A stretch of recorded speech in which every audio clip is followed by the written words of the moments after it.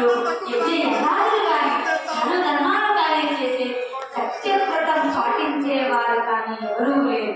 అటువంటి వారికి కలిగే కష్ట నష్టాలను తీర్చే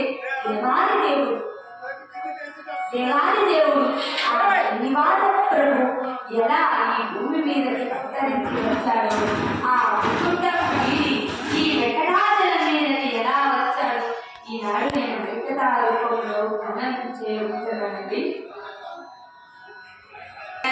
కళ్యాణ